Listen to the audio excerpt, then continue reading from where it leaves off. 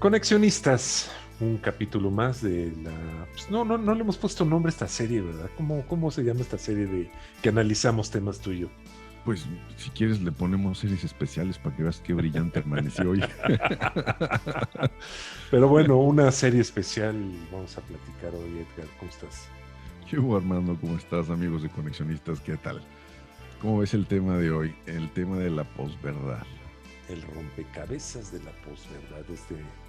Entonces, así lo has bautizado y así has bautizado un tema que pues tiene mucho que ver con todo lo que hemos hablado, ¿no? Porque pues, hablamos de información, hablamos de teorías de comunicación, teorías de conspiración, y vaya, es lo de hoy, vamos a decirle de alguna Sí, forma.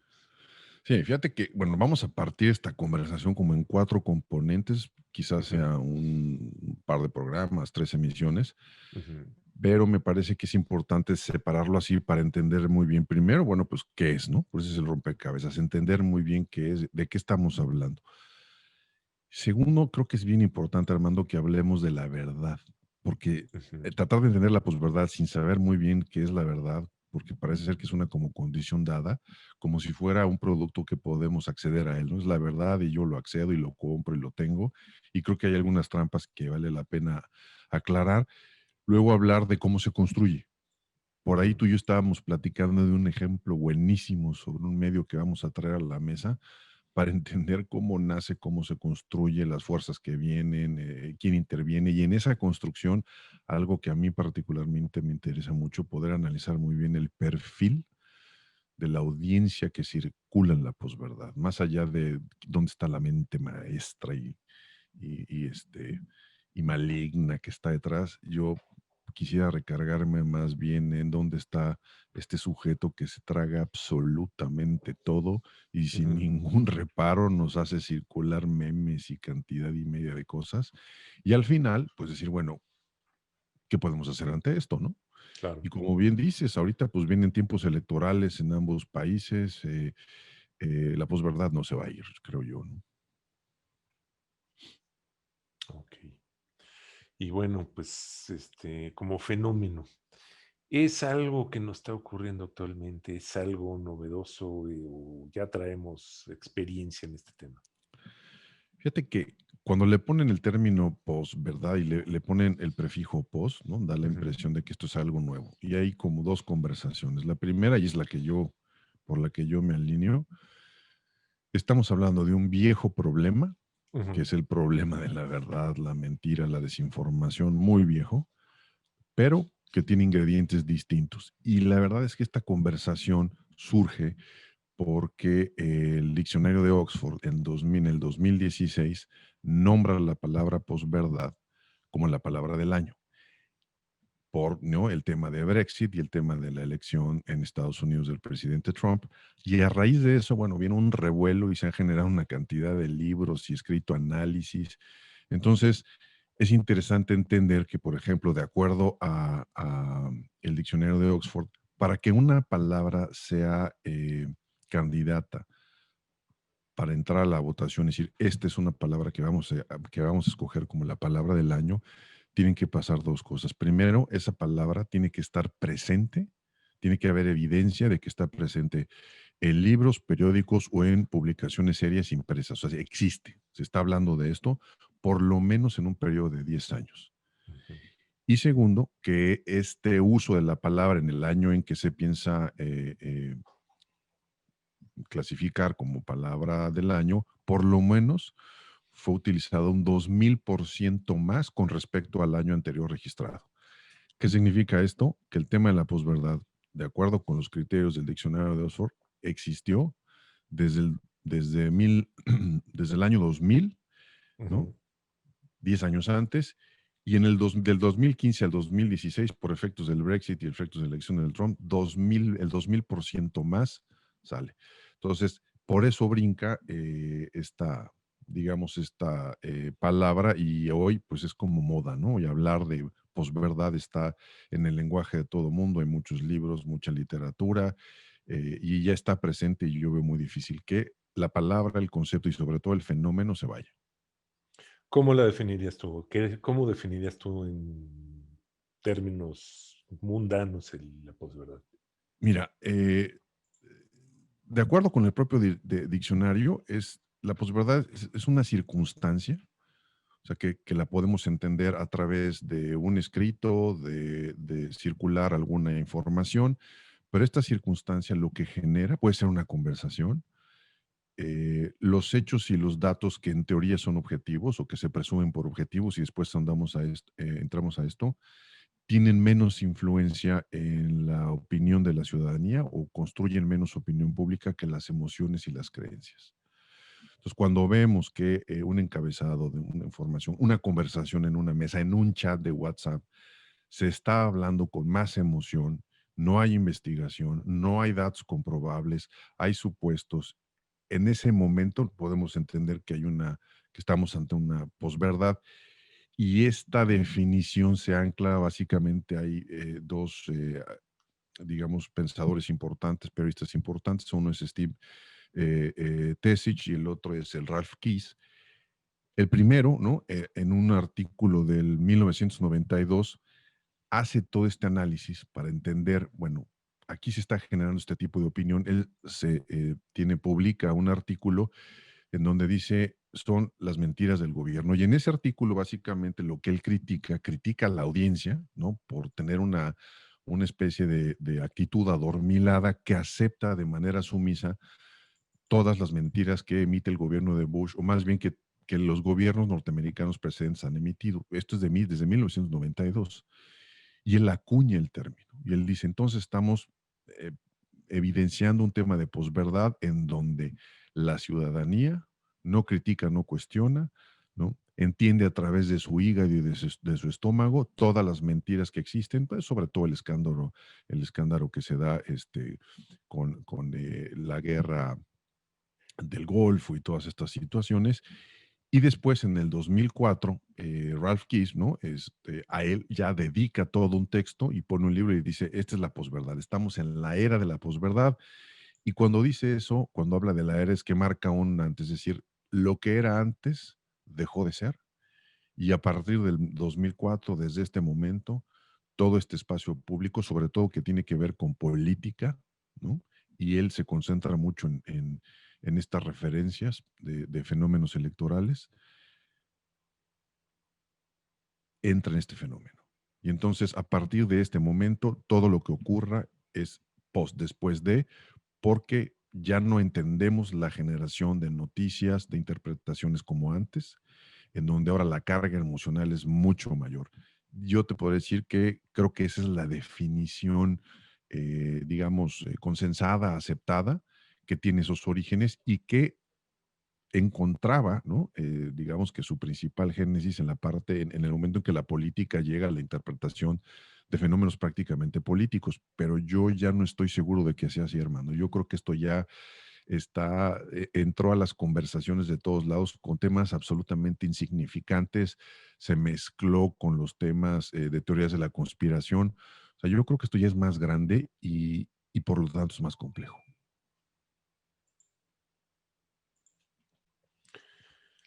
Ok.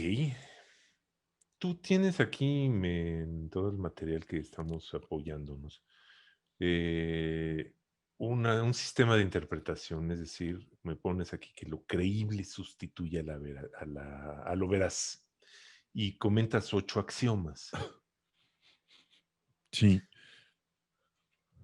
Vamos a eh, ampliar sobre ellos, vamos a platicar sobre ellos, ok, ¿cómo ves? muy bien. Fíjate que quizás me gustaría dar un paso atrás, Ujú, porque aquí para poder entender cómo se construyen esos axiomas, ujú. quisiera yo que nos preguntáramos cómo es que se construye esta circunstancia en donde importa más la Ah, ok, emoción que el dato, ¿no? ok. Y ahí, hasta ahorita, ¿no? La teoría tradicional o el enfoque tradicional nos dice, esta es una construcción que nace desde el aparato público. Son los grupos de poder metidos en el aparato público o partidos políticos, ¿no? Interesados en que se genere una interpretación distinta de lo que ocurre. Y esa interpretación distinta hoy, lo interesante es que niega el pasado, lo reinterpreta. No nada más es lo que ocurre hoy, ¿no? Sino y se acuerdan, lo que había hecho el presidente anterior, bueno, pues no. resulta que se equivocó aquí, aquí, aquí, y esta es mi verdad. No sé si te suene. Sí, Los de muchísimo. antes. Nosotros no, los de antes sí. Pero esto, la verdad es que no tiene nada que ver con una tendencia ideológica, tiene que ver con una manera de ser política. Ahora, yo no estoy seguro de que sean ni solo el poder público, ni primero el poder público. A mí me parece que la manera en que esto se construye es, tú tienes el acontecimiento, ahí está, ¿no? Y ese acontecimiento, ¿cómo se construye? El individuo, nosotros, lo entendemos a través de nuestros intereses personales, nuestras cargas ideológicas, nuestros miedos, aspiraciones, fobias, todo lo que nos rodea. Entonces, yo soy uno de los creyentes en que la verdad como tal no existe, sino lo que existe es una construcción social. Entonces es muy difícil acceder al hecho por el hecho mismo, porque necesariamente va a haber una carga de interpretación nuestra que le va a dar una lectura.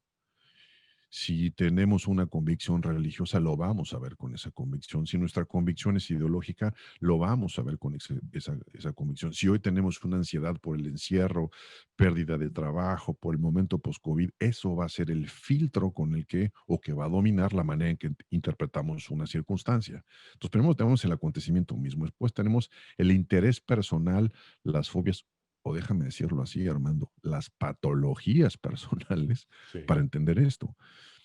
Después viene el interés del grupo social donde nos movemos. Fíjate que, y ya vamos a entrar a más detalle cuando veamos el perfil de quien está reproduciendo la posverdad. Pero si te fijas, por lo pronto en los chats que tú y yo, en los que estamos, participamos juntos, o en las conversaciones que tú tienes, que yo tengo fuera de estos chats, hay un fenómeno muy interesante. Hay un interés del grupo social al que pertenecemos, donde se generan estas conversaciones que claro. generan un perfil de conversación. Entonces, si entramos a un grupo que es mayoritariamente pro algo o anti algo, ese es el criterio y la norma de selección de información que va a privar. Y Sí. entonces eso también influye en nuestra interpretación. La gran mayoría de los individuos son incapaces de distinguir esto y lo único que hacen es emitir comentarios para reforzar el sentido de pertenencia hacia ese grupo. Y ese grupo ejerce una presión, porque si tú te atreves a pensar distinto, y creo que por ahí vi, por ahí vi, vi algunas, vi algunas afirmaciones tuyas en donde decías, pues sí, ¿no? ¿Qué pasó? Inmediatamente se te juzgó, Exactamente. sin antes, ¿no? Dar un paso atrás y decir, a ver, vamos a entender esto. Y eso es bien común que pase. Entonces hay un interés de grupo social que adiciona. Y aquí para mi gusto viene el componente más importante que no está, que hay un interés corporativo. Tan vieja es la propaganda política como el marketing para vender cosas.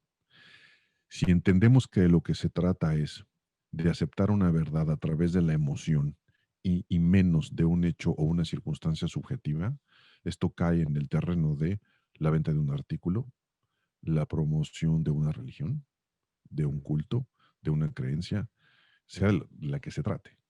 Entonces, si la posverdad, la construcción de la posverdad es un término tan amplio, yo no creo y no lo veo nada más en terreno de la política, y sí creo que estos factores de poder real, y en el caso básicamente de la parte privada empresarial, está presente. Y cuando digo empresarial, no quiero hablar solamente de las grandes empresas que de repente inventan su manera de presentar el artículo, su manera de decir, no, no, no, no, yo no consumo tanta agua, yo la modifico. No, no, no, no, mi producto no tiene tanta azúcar. Pues ve lo que pasó con lo de los quesos, que fue todo un rollo, ¿no? Ujú, Pero en esencia, tú tenías dos bandos trabajando en la lógica de la posverdad. Entonces ujú. tenías un bando construyendo sus propias referencias y diciéndote, es que, y me parece que tú hiciste un comentario genial, fíjense cómo le dieron la vuelta a la tortilla, quitaron la palabra queso. Y entonces en Ujú. este momento aquí te va un producto y como no dice queso, no estoy mintiendo. ¿No? Es una maravilla. ¿No? Sí, Entonces, sí, sí, sí. ¿de qué lado está la responsabilidad? Bueno, ahí está la iniciativa privada y siempre aquí yo quiero mencionar un actor, Armando, que se nos escapa, que son las agencias de publicidad. Porque cuando hablamos, y las agencias que trabajan en campañas políticas, que son este actor que mete las manos y mucho y que se escurre ¿no? Y que no asume ninguna responsabilidad o asume responsabilidad de muy pocas cosas. Si el emisor de la parte política se voltea, es el político, ¿no? Yo conozco muy pocos políticos que realmente ellos sean los genios que están detrás de la concepción. Pueden tener un estilo de gobernar, pero siempre, o el 99% de las veces, tienen un equipo y ese equipo contrata a alguien, ¿no?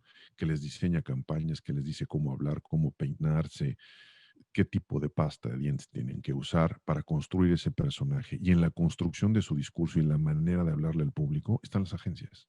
Ujú. Y son las mismas agencias que, ¿no?, se encargan después de rescatar a una empresa cuando cae en desgracia. Y no es raro ver, ¿no?, cómo lo primero que se modifica es su narrativa. Y entonces, como tú bien lo detectaste en el caso de los quesos, ¿no? Dejemos ese pleito al lado, quitemos la palabra y ya vámonos, ¿no? Ya le dimos la Exacto, vuelta para poder vender. exacto. Entonces, en esta cancha de la posverdad, pues también hay intereses corporativos, hay intereses privados y pues los intereses políticos, evidentemente, ¿no? Pues bien lo has dicho. Y fíjate que yo presente estaba leyendo sobre ese tema, una persona que decía que los humanos nos gusta vivir la mentira y eso lo saben muy bien los ministros religiosos, los Sí, políticos y los dueños de agencias de publicidad. Y claro. tú los acabas de nombrar los tres, me, me llama mucho la atención. Dicen que la percepción es realidad. Es decir, pues lo que yo percibo, pues a lo mejor es lo que yo pienso que es lo que es correcto y lo que es verdad, y sobre esa verdad, pues es mi verdad, ¿no? El término mi verdad es que todas las verdades son respetables, es que es su verdad, no es ya una forma de que nosotros le damos entrada a todo este tema de posverdad, es decir, pues la aceptamos, la asimilamos y en un momento dado hasta la normalizamos. Sí, sí, sí, sí. Y sobre todo lo que dices, la normalizamos. O sea, nos navegamos en una banda de escepticismo y una banda de relativismo tan amplia Ujú. que todo cabe, pero a la hora de defenderla, curiosamente, solamente cabe lo mío. Ah, Solamente claro. cabe lo que yo creo. Y ahí sí, por ejemplo, los axiomas que comentabas, yo creo que el gran resumen de todo esto es la diferencia que hay en la manera de consumir hoy contenidos, Ujú. es que eh, no importa qué tan veraz sea, sino que suene creíble. Y entonces, ¿no? Si es creíble que alguien nos vaya a controlar instalando un mini microchip en la vacuna, si suena, ¿no? Pues entonces no importa qué tan veraz sea, no importa si existe evidencia o no de que esto se esté produciendo, eso no importa, es creíble. Y ese es el punto que amarra esto y lo hace más complicado con las teorías de la conspiración. Y entonces, ¿qué tenemos?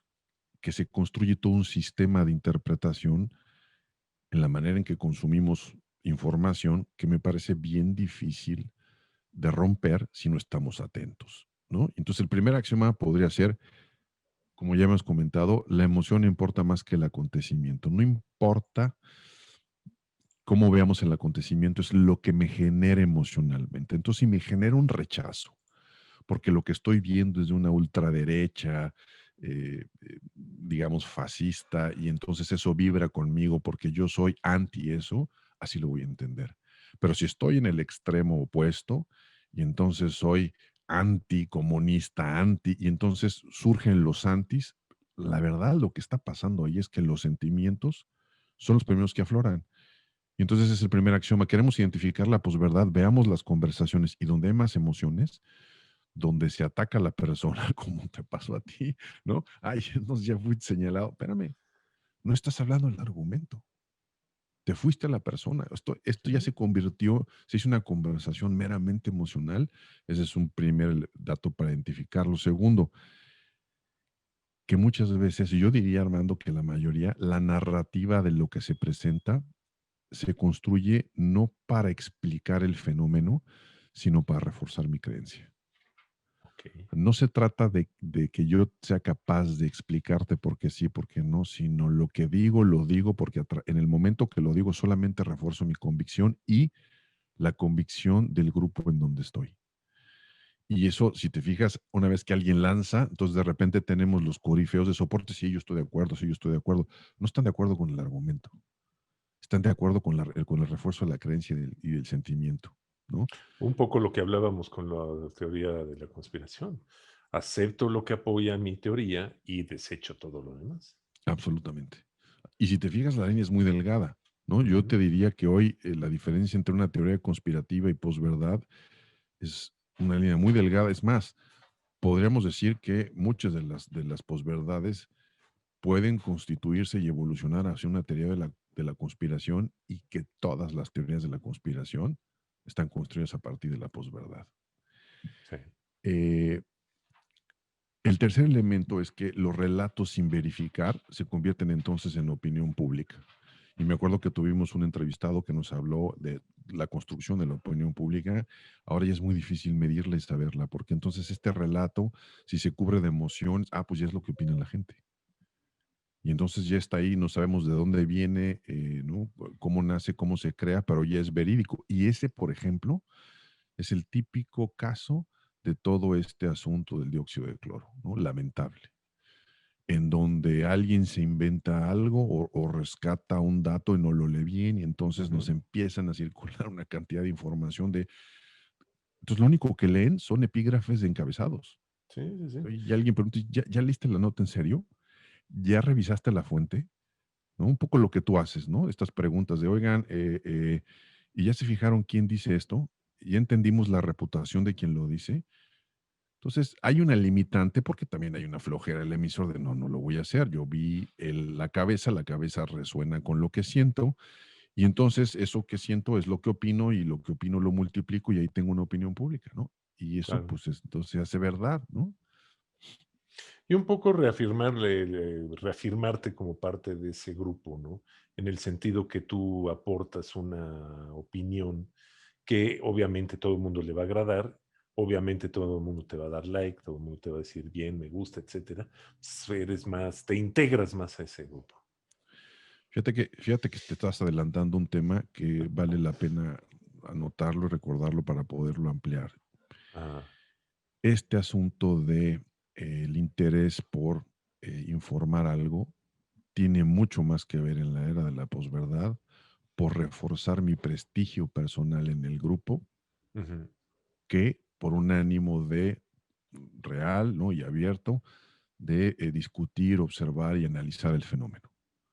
Entonces me importa más que yo mande algo y que mira, no, qué chistoso, mira qué bien, ¿no? Qué bueno, ¿no? Que en realidad abrir a la conversación. Porque cuando tú haces y preguntas, entonces o no hay respuesta o es muy poca y además es como una tendencia, si te fijas, ¿no? Son estilos de conversación que se empiezan a marcar. Y tú lo acabas de decir. O sea, se interpreta más por estas necesidad de ser, de tener un like, ¿no? Que otra cosa. Y sí, ese es un elemento fundamental. Yo creo ahora que digamos, el cuarto axioma es que eh, ya la expansión de este fenómeno no está solamente en temas políticos. Quizás, ¿no? El argumento político o el fenómeno político dispara los mecanismos porque hay más mano, ahí es donde más evidente podemos ver que hay intereses detrás que genera esta información, ¿no? Quizás es esa y la parte comercial, pero cuando vienen campañas, pues evidentemente van a estar metidas ahí. Pero yo honestamente, Armando, creo que esto ya lo rebasó. Creo que tú y yo tenemos evidencia suficiente de conversaciones de estas públicas, privadas, en las que vemos cómo este fenómeno ya no es necesariamente político y se discute casi, casi de cualquier cosa con ese sesgo. sí, sí, sí, sí. Sí, o sea, y sobre todo, pues, la gran cantidad de grupos que se organizan en torno a los más diversos temas, ¿no? Van Ujú. desde música, van desde religión, van desde deportes, qué bárbaro, cómo puede haber controversia a través de esos, ¿no? O No, sea, ya es una situación que pues nos ha rebasado muchas formas. sí. Yo creo que está tan grande que ya estamos inmersos en ella. O sea, el sistema de interpretación ya se genera una dinámica que es muy complejo, en la que es muy complejo salirse. Y ahí, por ejemplo, viene un quinto axioma en donde podemos afirmar que entonces el receptor es mucho más pasivo, ¿no? Porque su conocimiento está definido por un clic. O sea, esta pasividad de yo voy a entender solamente aquella información que tenga el encabezado de la nota o el dato o el porcentaje o la gráfica, ¿no? Como ya nos dijo también un conectado, que sea una imagen que me sea fácil digerir y que si yo le doy más clics para poder entender bien el fenómeno, que flojera. Dejo de leer y me voy con lo primero que surge y entonces así lo aviento, ¿no? Ujú. Y esto me lleva, por ejemplo, a aquel fenómeno de un lamentable periodista mexicano que, entre comillas, tenía cierto prestigio y tiene a su grupo de seguidores y se avienta diciendo, cuando esto, en la celebración del Día de la Independencia en México, que el ejército había tomado, ¿no? La catedral que estaba Ah, en sí. el centro. Entonces hizo un llamado sentido y con todos los elementos del engaño, ¿no? Para decir esto está pasando. Y cuando uno iba y se metía a la arquidiócesis de la Ciudad de México para ver si eso lo estaban confirmando. Y dice, no, no, no pasó. ¿Cuántos de las personas que conocemos, no, circularon este video tan sentido y tan creíble? ¿Y cuántos, no, tuvieron el atrevimiento de decir, "Ah, déjame investigar lo que este cuate está diciendo? Exactamente. Necesito algún tipo de evidencia. No, me la como como va". Y entonces es un clic. Ya ese fue el clic suficiente y con eso. Entonces se cumple lo que ya estás diciendo, ¿no? Eh, confirma lo que creo. Si yo lo transmito, ¿no? Porque tengo que ser el primero en transmitirlo en el pequeñísimo grupo, en la burbujita donde me muevo, pues entonces soy una especie de héroe, porque miren lo que les traigo. Es como aventar la comida a las pirañas, ¿no? Miren el pedazo que les traje, yo soy generoso con ustedes. Y lo que brilla por su ausencia es la reflexión. Y Sí. entonces, pues cuando alguien le da 2 clics y dice, oye, ya te fijaste la estupidez que acabas de mandar, porque no hace ningún sentido, porque es mentira además, porque ya lo acaban de desmentir. Y otro tema de la posverdad ahí, Armando, es que el emisor no pide disculpas, Ah, no. No, no, no, imposible. ¿no? Imposible.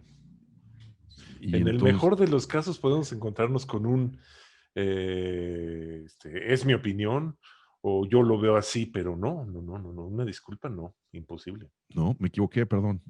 No, no, no hay. Y si los líderes políticos, ¿no? Que son los que más están usando este tipo de cosas, no lo hacen, no, pues qué vamos a esperar de un ciudadano de a pie, ¿no? Eh, esto nos lleva al sexto axioma, que es, entonces el medio sigue siendo un instrumento, más que nunca. O sea, si antes teníamos un periodismo y tú que fuiste periodista y que estuviste trabajando, bueno, sigue siendo periodista, pero estuviste muy cerca trabajando en una redacción, pues a lo Ujú. mejor podrás tener mucho más elementos que yo sobre esto, pero si había un medio profesional que se encargaba de investigar, que tenía reporteros que tienes que confirmar la fuente, verificar el dato, ya hablaremos de eso en su momento, cómo eso se trastoca por la falta de ingresos, el cambio de modelo, internet, todo lo que tú quieras. Pero hoy, ¿no? Lo que se ve es que el medio se ve desplazado porque en algún momento abusa de su omnipresencia y entonces hubo medios, ¿no? Que ejercieron su propio estilo de periodismo y dijeron, pues esto es lo que tienes que leer, ¿no? Entonces, si leemos los medios de todos, por ejemplo, en países donde hubo dictaduras militares, estamos hablando de la época de los 70s, todavía 80s, en toda América Latina, ¿no? Y aunque Ujú. México no ha tenido gobierno militar, pero el comportamiento con el manejo de los medios fue igual. Ujú. O sea, el medio se convierte en un instrumento del poder, pero ahora el medio es un instrumento de algo que tengo que replicar porque aquí entonces es que es lo que mi público quiere leer. Entonces, si mi público quiere leer que realmente el tema del dióxido de cloro tiene algún beneficio, pues entonces lo que voy a poner y sobre lo que me voy a ir. No importa si tengo poco trabajo de investigación, etcétera, etcétera. Y entonces eso cuestiona la reinterpretación de, bueno, y entonces ahora, ¿cómo va a ser el periodismo? Porque por otro lado, ¿no? Tú lo comentaste muy bien en un programa cuando cuando hablamos sobre este asunto de la cultura de la cancelación, que tú decías, que espérame, hoy yo puedo ser parte del contenido de un pseudo periodista que con un teléfono en la mano me toma video y ahora ya soy Lord fulano, Lady fulana, ¿no? Entonces el periodismo se ha reducido a una práctica de te voy a cachar haciendo algo que a mí no me gusta, ¿no? Y lo voy a subir. Entonces ya soy periodista. Ni comprobé, ni entendí tu contexto, ni te pregunté por qué te sentías así. Nada. Yo te juzgo de manera inmediata, te subo al teléfono, te cancelo y vámonos, ¿no? Entonces ahí hay un serio problema. No sé tú cómo lo veas. No, sí, muy serio. Y sobre todo que mientras eso ocurre, vamos a decirlo a nivel cancha, redes sociales y demás, pues los grandes grupos empresariales son los primeros en que están invirtiendo y comprándose pues periódicos, comprándose televisiones, comprándose sistemas para transmitir, pues ya sea en internet, ¿no? La última otorgación ¿cómo se llama? De canales de televisión, pues Ajá. vimos muy claramente cómo estos se repartieron entre los grandes consorcios. ¿Por qué? Porque pues, para ellos es muy importante tener un método pues para difundir su propia agenda, para golpear cuando necesiten golpear a un gobierno, a un político, para al contrario, para alinearse con el gobierno, alinearse con el político en turno. Y obviamente, pues eso ya es, va mucho más allá de pues, el periodismo tradicional, ¿no? Que pues, para nuestra desgracia se ha ido perdiendo y realmente quedan muy pocos que realmente lo ejerzan, ¿no?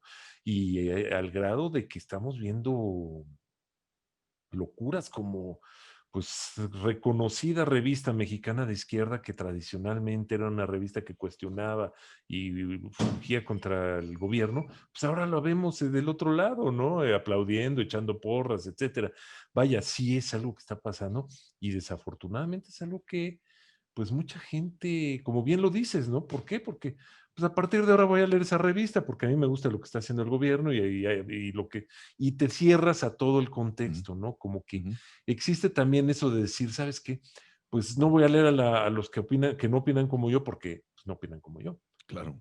Cuando No, no. lees, leer al contrario, pues Sí. es Y fundamental. si lo vemos en el lado patológico, porque no soy nadie en ese grupo de los que no opinan como yo, ¿no? Soy Exactamente. enemigo y no me gusta ser enemigo. Entonces esto nos lleva al séptimo axioma. El poder, y aquí quiero ser muy claro, Armando, no es el poder público, ¿eh? Es el poder Ujú, económico y político. Yo no distingo otro, ¿no? O ujú. sea, ya no hay una diferencia que lo separe entre el poder y lo mediático. Dejaron de ser independientes. Y entonces lo mediático hoy yo lo veo sujeto totalmente, ¿no? Siendo un instrumento del poder. Y entonces es muy difícil que un hecho sea interpretado, ¿no? Lejos de este asunto de poder y más cuando se trata o si se trata de un asunto que le preocupa al poder. Si la interpretación se hace sobre un elemento, por ejemplo, que tiene que ver con los productos que se generan y montémonos a a este último gran debate que hubo sobre el etiquetado de productos, ¿no? Entonces, si lo que tiene que ver es que va a afectar mis ventas por cualquier razón que sea, voy a hacer para montar todo mi aparato de cabildeo, de comunicación, de lo que sea, para tratar de frenar lo que tenga de frenar. Porque lo que hace es que atenta contra mis ventas. Y entonces empiezo a echar mi maquinaria para generar pues mi propia verdad, con mis expertos, con mis números, con mis datos, con mis agencias de publicidad haciendo lobbying y cabildeo, con mis políticos favorecidos a los cuales les di lana en su campaña o a los cuales tengo o expolíticos que tengo trabajando para mí, ese aparato se echa a andar, ¿no? Y ya no hay esa dependencia, ya no hay esa independencia. Y bueno, pues si lo vemos en la parte política es mucho más clara, es más evidente, ¿no? Claro. Entonces, ¿qué tenemos? Pues ese fenómeno. Y entonces todo entra a la parte mediática. Entonces, imagínate la combinación, la bomba que se empieza a hacer si estos poderes fácticos están circulando, generan datos, ¿no? Y somos ciudadanos que nos gusta pensar en términos de clics, ¿no? Mi capacidad de raciocinio se limita a un clic, enter. Leo la nota, leo el encabezado, ya hice la reflexión siguiente y entonces me llevo eso. Entonces, la verdad es que es muy difícil o muy complicado salirse de ahí y eso quizás nos lleva entonces a el último axioma. que para mí quizás es más importante. Surge la verdad alternativa. Y entonces son mis hechos. Entonces, todo este asunto de yo tengo otros datos, ¿no? De lo que dice él no importa si no es lo que yo presento, que no es exclusivo a una persona ni a un partido en toda la geografía del planeta Tierra, ¿eh? Ujú. Esto se hace a quien tenga interés, ¿no? De ejercer su propio marco de referencia, su propio sistema de interpretación, para decir, es esta la referencia que yo tengo y lo que se me hace peligroso es que ellos empiezan a interpretar el pasado.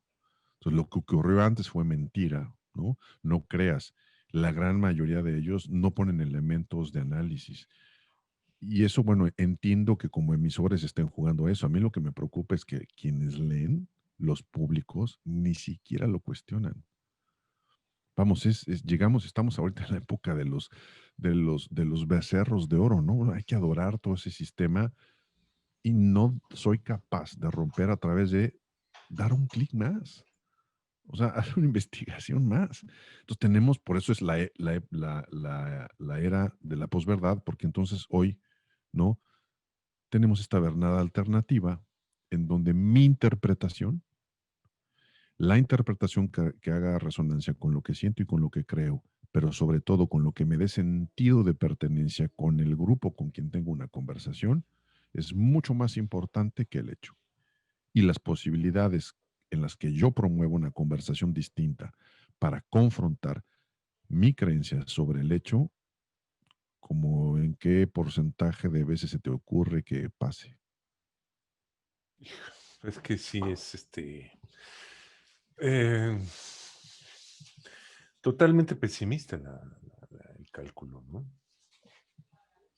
Sí, sí, sí, sí. Y entonces, bueno, ya montados en este escenario, pues la pregunta entonces, bueno, ¿qué no ha cambiado? ¿Dónde está lo viejo, no?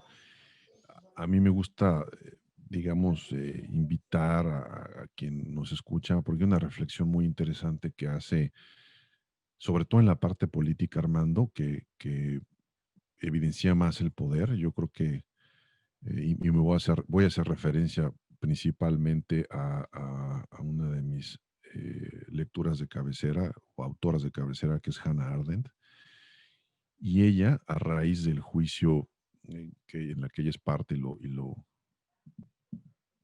atestigua de Eichmann, como parte de esas reflexiones, ella publica un artículo en 1967 que le llama Verdad y Política.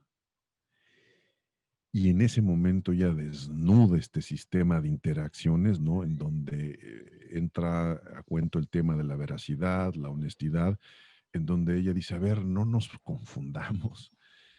Este tema siempre ha sido opuesto. En política, nunca, nunca la veracidad y la honestidad han sido un componente de la política. O sea, la verdad factual siempre va a estar sujeta a interpretaciones en el espacio política. Es una construcción social, en este caso política, y entonces hay una especie de línea delgada entre el hecho, el dato, la opinión y sobre todo la interpretación. Cuando vemos esto, que te digo, lo publica en ese artículo, pues entonces de repente, como dicen por ahí, hasta da un poco de ternura, ¿no? Ver cómo estos grandes analistas se quejan, ¿no? De que X político es mentiroso, de que no dice la verdad, es que nos está mintiendo. Entonces, como para regalarles una copia del artículo de Hannah Arendt y decirle, oye, ¿en qué momento esperabas que te dijeran la verdad? ¿Realmente estás esperando que él, el del partido rojo, verde o azul, o del cual te sientas confieso, de veras crees que te va a decir la verdad? ¿De veras crees que el político en el momento de ser su jefe lo va a hacer? ¿De veras crees que una empresa con X número de intereses, cuyo mercado está en función de la capacidad de venta que tenga, sus ingresos, etcétera, etcétera, va a hablar con honestidad de su producto? Y yo esto, Armando, lo remito al ejemplo quizás muy tonto, pero Ujú. me parece como muy ilustrativo, ¿no? Es como cuando tú y yo, si nos vamos a un restaurante, ¿no?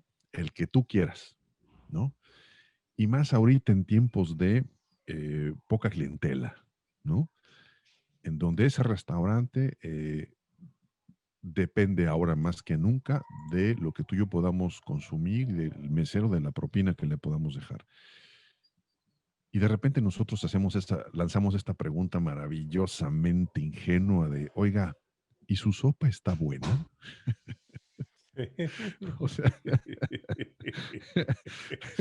¿no? Oiga, ¿y esto está bien?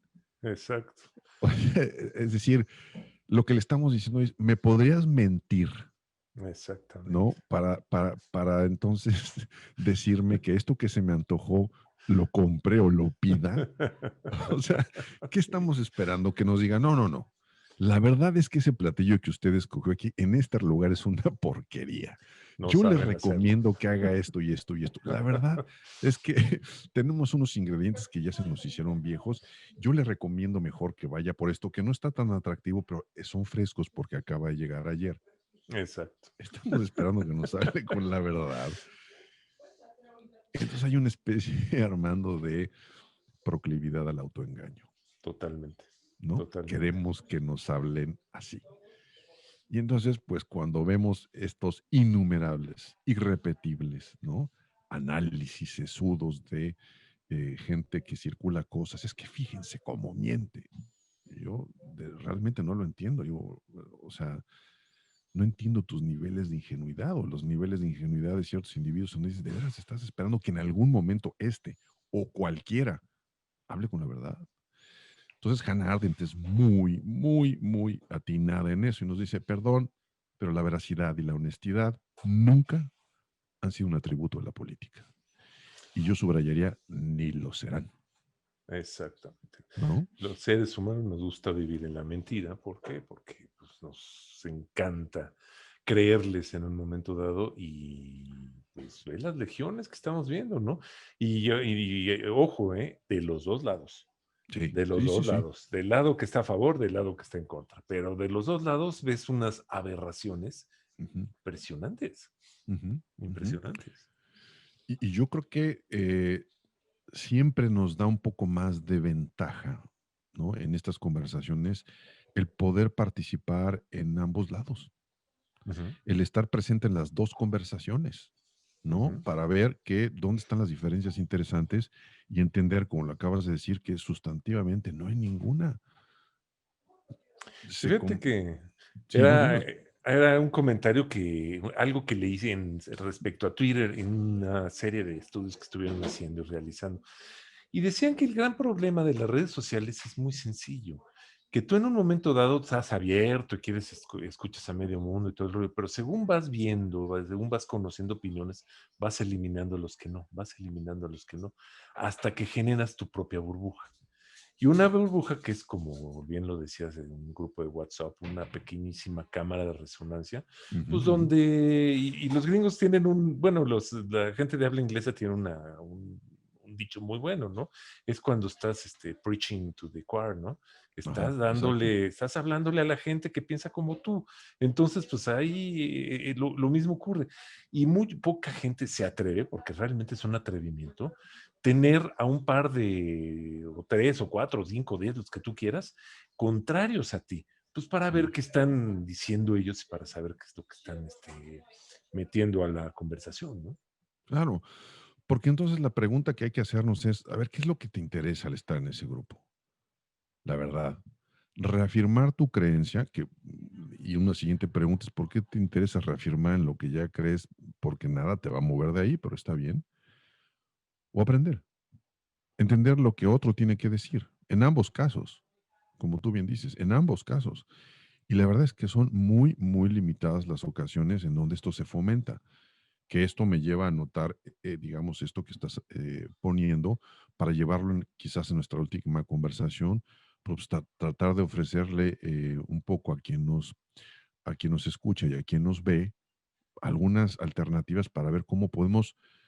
Yo veo muy difícil, Armando, que nos salgamos de burbujas, ¿no? De percepciones y conocimientos, pero por lo menos participar en burbujas un poquito más grandes, caray, ¿no? Porque Es muy esta, pues, incómodo, ¿no? sí, sí, sí, exacto. Y yéndonos a la parte final de esta conversación sobre qué es lo nuevo, qué ha Ujú. cambiado, si vemos que esto es un muy viejo problema, el de la posverdad, el del manejo de la generación de mentiras, en donde podemos ver pues, la propaganda política que se genera en las maquinarias de guerra, que por cierto, pues es que es la propaganda nazi, perdón, pero la propaganda más acabada, la propaganda del Ejército Rojo, ¿no? Se nos olvida lo que en ese momento Stalin y la Unión Soviética hicieron en su momento. O no la propaganda que hubo de este lado en Occidente, ¿no? Por sacar a la luz la Segunda Guerra Mundial, que es la que como que más fresca está. Pero esto ha sido de los siglos, de avisar que el ejército romano venía a conquistar. Pero, ¿qué es lo nuevo entonces, Armando? Y aquí yo creo que es muy sencillo. El gran diferenciador es la presencia de la tecnología. Ok. Esa variable en la ecuación cambia todos los escenarios. ¿Por qué? Porque ocurren varias cosas. Primero, la construcción de estas burbujas de opinión es mucho más fácil, mucho más rápido, ¿no? Y mucho más multiplicable. La tecnología nos ha dado la posibilidad de que estas creencias se multipliquen a una velocidad asombrosa, cubriendo una cancha de manera muy importante, ¿no? Pero además me da la posibilidad de obtener información de regreso, de saber quién está consumiendo qué, a qué le dan clic, qué preferencias tienen, ¿no? Y por lo tanto yo poder alimentar este círculo de interpretación que te decía para regresarles algo exactamente lo mismo que les hable a sus creencias. Y entonces tenemos este factor tecnológico como gran diferenciador de la construcción de la posverdad, que uno empieza a manejar el dato, es decir, la información mía de mis consumos y preferencias como una mercancía. Y esto no lo inventa la política. O sea, la gran segmentación del genio de Obama, que entonces usa las redes y entonces, perdón, pero eso lo hacen los mercadólogos desde hace muchos años. Ujú. Segmentaron, identificaron, pero hoy es mucho más rápido porque el dato lo tengo casi de manera inmediata. Entonces genera un algoritmo que me lo permita. Entonces, ¿qué tenemos? Que la conectividad se ha convertido en una fábrica de acontecimientos. Sí, Y sí, entonces sí, se sí. dispersa, ¿no? Y ese algoritmo el algoritmo no se genera para entender más a mi público, sino más bien el algoritmo se genera para aceitar, ¿no? El paso de mis convicciones y mis creencias a que facilite su propia diseminación, ¿no? Y ahí, para nuestro público que se quiera documentar un poco más, hay dos autores muy interesantes. Eh, Está por un lado Daniel Dennett, que él tiene un libro hablando específicamente de esto y lo que me gusta de lo que él dice, lo que él concluye, es que este fenómeno nuevo es que ya le perdimos respeto a la verdad. O sea, y en ese sentido que ya no tenemos el deseo, ¿no? De entender un mundo a través de los hechos. Y esa es una gran diferencia que a mí me preocupa. Hoy con este asunto de lo que consumo, lo consumo con un clic, ya se me quita el apetito, ¿no?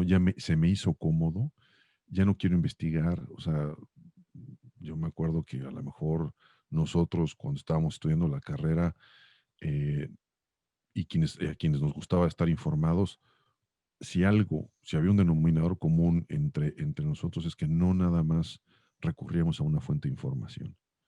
Y entonces habría que pararse el periódico A y el periódico B, ¿no? Para un poco balancear. Pero hoy ni Claro. siquiera. Hoy olvídate del periódico, es la nota que me viene masticada, predigerida y que me lleva a mi WhatsApp gracias a no sé quién.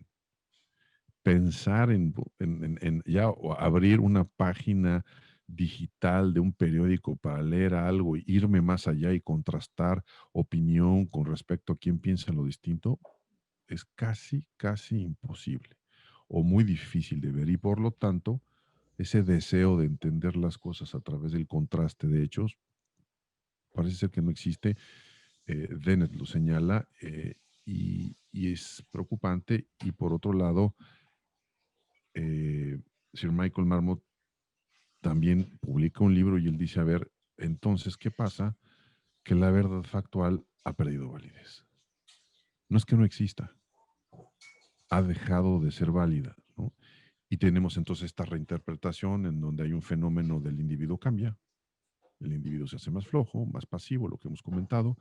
Tenemos unos medios que facilitan toda esta circulación, ¿no? Tenemos esa pérdida de apetito por entender las cosas como se presentan o por lo menos contrastar lo que nos está llegando.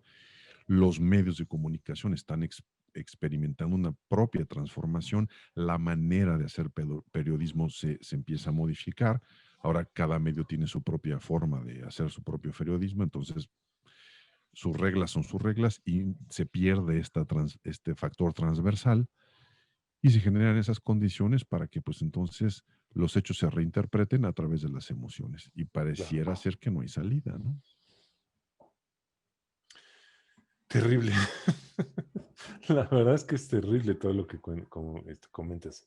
Ahora, pues este es el primero de una serie de episodios que vamos a platicar del tema.